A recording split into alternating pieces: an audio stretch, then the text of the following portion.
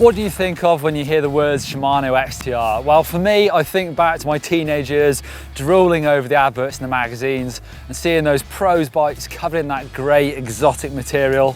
Still excites me now. This is the all-new Shimano XTR M9100.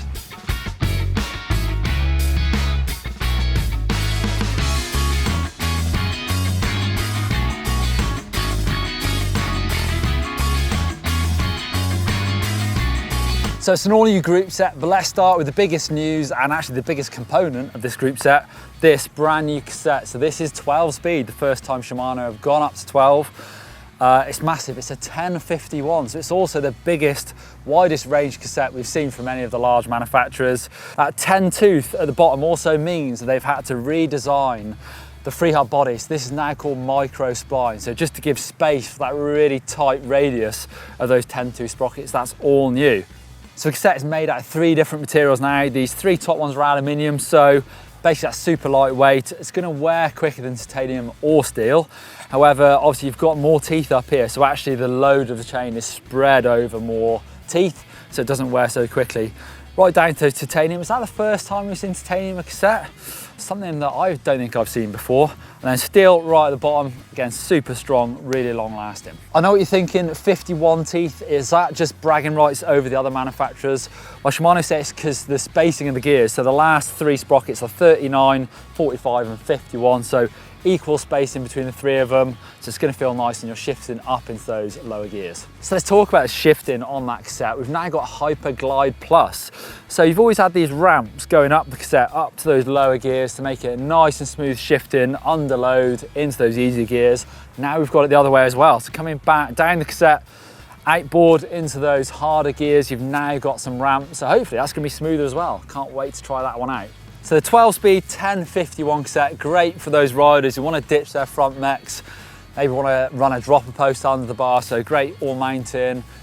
Enduro bikes, actually loads of all-round riders have this type of setup now, but you've got more options. You've got 2 more cassettes to choose from. You've got a 12 speed 1045 if you want closer ratios, which many of the pro racers actually want. But you've also got an 11 speed 1045 if you want to run a 2x up front. So still options if you want to keep hold of that front mech and shifter. We've got new hubs in that familiar dark grey colour as well. So options again here, we've got boost and non-boost. So 100 and 110 up front, 142 and 148 on the rear.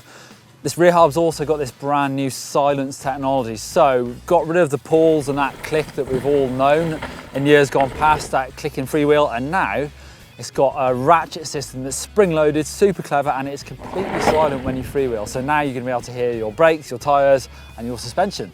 So onto the rear mech, take a look at that. It looks absolutely amazing. A really important part of any new group set, of course. It's got a carbon fibre outer cage on there, 13 tooth jockey wheels to deal with those big range cassettes. Also, when you go up into those lowest gears, it actually reduces the friction, so some of that tension in the chain to make those shifts nice and clean. Got that clutch on there. You've got 3 options on the rear mech. You've got 2 9100s and 1 9120. So the 9100s are long and mid cage. So long cage to go with the biggest cassette, that 1051. Mid cage will go with that 1045 cassette. And then the last one, the M9120, goes with the 2x setup. I want to get onto the brakes next because some big changes here as well. I've got 2 different brake options, so cross country and enduro. On this bike, I've got the enduro model, so 4 pot calipers on there. On the cross country brakes, just 2 pots. So enduro, you've also got those cooling fins on there to cool them down. They're also rated to have the same power as their downhill models, the Saints. So awesome stopping power on these brakes. Also better modulation up on the brake levers. So the enduro brake levers are magnesium and alloy blades on there. So the actual brake lever is aluminium. On the cross country version, you've got carbon fibre brake levers.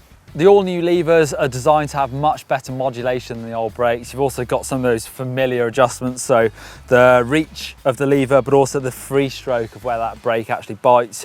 You can see the clamp of the lever has actually moved in bore on the bars by 25mm, but actually the lever still rests against the bar quite close to the grip, so they're super stiff when you're pulling on them. And that just gives you much more space to mount things like lockouts or dropper remotes, things like that. Also a new I-spec mount, so this brand new shifter mounts onto there as well. So you've just got that 1 clamp on the bar. Same on the left hand side, we've got this all new dropper remote that mounts straight onto that brake lever. We've got new brake rotors to match as well. So these have ICE Technologies freezer. So this is to reduce the weight, but also maximize that heat dissipation, keep the brakes nice and cool, keep them working well. So it's a sandwich of different materials, really does those two things. So the all new shifter has got a really pro look about it. We've seen lots of pros mount little bits of sticky, almost sandpaper grip tape on there. So when they're racing and they're really shuffling through the gears, their thumb doesn't slide off. And now we've got sort of a rubber patch on there, super grippy.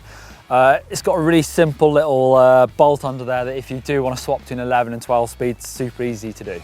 Shimano have also released their very own dropper remote lever, and it'll work with almost any cable actuated post.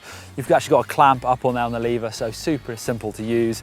And if you're a rider that likes your shifters to match your shifter and your drop post to feel exactly the same, then you're in luck. You've also got loads of adjustment on that new I-Spec. So for that shifter, you can really move the shifter in or out on the bars and really rotate it around to get in that perfect spot.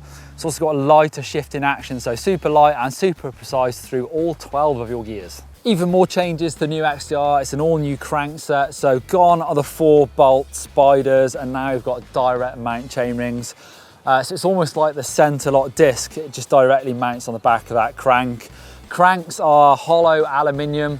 Shimano have decided, for the sakes of lightweight and reliability, they've gone for aluminium over carbon. Even the left-hand crank has changed. Gone are those 2 bolts that would pinch onto the axle.